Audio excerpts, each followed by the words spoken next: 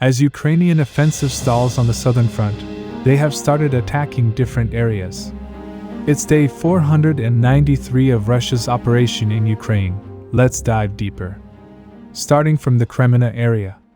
If you remember, Russian paratroopers became active around this area a couple of weeks ago. They were daily attacking Ukrainian positions in limited intensity. Their main task was to expand the area around Cremina and build multi-layer defensive lines. This was to be done before Ukraine could begin their counter-offensive in this direction. They wanted to repeat the same result as the southern front. They were able to uncover plans of possible Ukrainian counterattack by intercepting Ukrainian radios. From the interception they discovered, Ukrainian forces were moving in this direction and were planning to launch an attack within 2 weeks. I also reported about this interception in my previous videos. So today a report came, Ukrainian forces with units of 6th Brigade launched an attack around the Kursk. Attack was very intense. They were attacking in cover of heavy artillery, as Ukraine had deployed all types of artillery around the area. But it was reported, Russian paratroopers were able to withstand the majority of the blow. The Russian Ministry of Defense said 700 Ukrainian soldiers surrendered. Of course, take the number with grain of salt. After Ukraine's first attack failed, soon they regrouped and launched another attack on the same areas. This time it was reported, Russian paratroopers absorbed most of the blow. Exact frontline change will be clear in coming days. As for now, it is said there are no significant changes.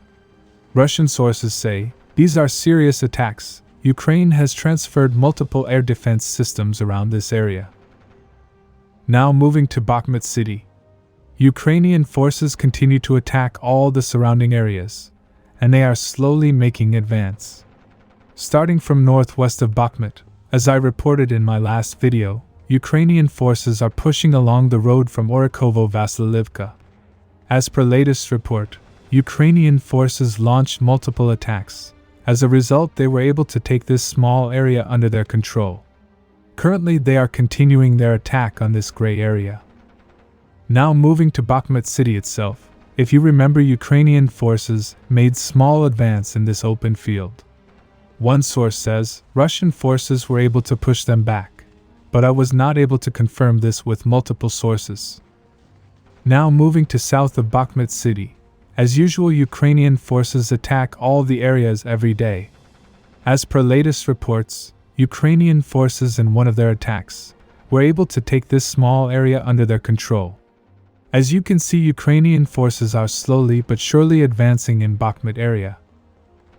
Now moving to Avdiivka. Both sides were attacking different areas around the city daily. As these attacks were of low intensity, I was not reporting on it. But recently Ukrainian forces increased their intensity. Their increase in intensity was noted around Vodiane and Krasnohorivka. Recently a report came, Ukrainian forces launched an attack towards Krasnohorivka. As a result, they were able to capture this open field. Lot of people were saying they advance a lot further, but it has not been confirmed yet. Now moving to the southern front. Ukrainian forces continue launching attack after attack on all the usual positions, although intensity of the attacks has decreased. Starting from Vermivsky sector, Ukrainian forces continue to attack Prytun from different direction. Their main attack often comes from between Rivnepil and Makarivka. But as per report, no significant gains were reported. Ukrainian forces continue to mine Russia's rear with remote mining equipment. Now moving to Orikhiv sector. Ukrainian forces launch many attacks daily. Often attacks are carried out in low intensity. Russian sources say they have only noticed attacks with a strength of 5 to 15 soldiers, and that also without any heavy equipment. But regardless, Ukrainian forces, as a result of many days of continuous attacks, were able to take this large area under their control. Apparently they recaptured all the lost areas that they lost in the Russian counterattack. It seems like Ukraine is finding more success in small attacks than in large attacks. Now moving to Pyatyhatki.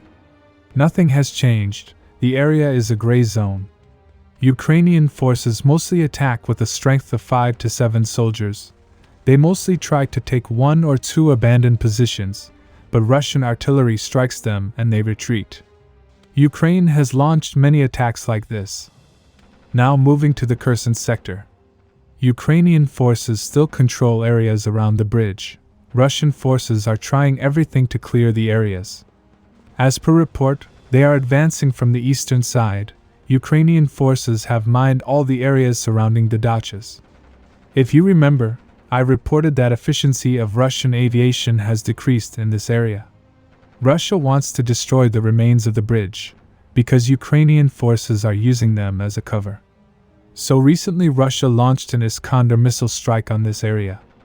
Russian sources say Ukrainian forces suffered serious casualties. It is said, after the strike everything became quiet for some time. In strike 1 out of many spans were destroyed. Currently Russia is using a kamikaze drone to strike Ukrainian targets. It is also reported that new Ukrainian reinforcements have arrived. Russia has also suffered serious losses in counter-attacking, as this is open fields. As you can see, Ukraine is shifting their focus on other fronts. Many Russian sources have reported about a lot of movements of Ukrainian forces. Many say the second phase of counteroffensive will begin shortly.